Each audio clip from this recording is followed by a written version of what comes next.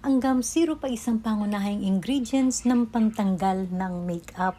Karamihan, ang alam ng iba, ang gum syrup ay talagang nilalagay lang sa mga iced coffee, sa mga kung saan-saan. Pero ito talaga ay napakagandang ingredients pantanggal ng mga blackheads, dumi sa mukha. So kung lagi kang naglalagay ng ganito at lagi mong pinapak ang iyong mukha, ay makakaiwas ka rin sa mga melasma or mancha ng iyong mukha.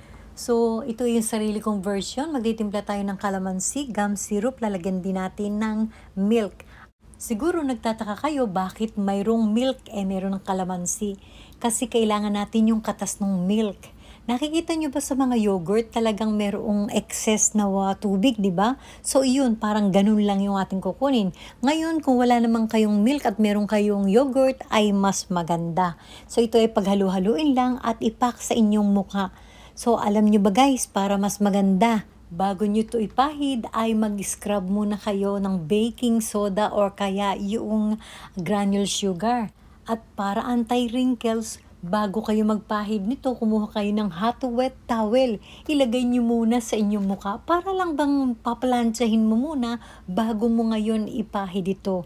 So, siyempre, kapag ito ay naipak mo na, ay maghilamos kayo ng warm water, kumuha ka pa rin ng hot wet towel at ilagay muli sa iyong muka. Pag ganito ang style na ginawa mo, talagang banat na banat ang iyong kutis. Tsaka kayo ngayon maglagay ng inyong lotion at huwag na huwag niyong kalilimutan ang magpahid ng sunblock na mayroong tatak na SPF 50++ kahit anong brand. So thank you so much guys for watching and see you to my next vlog.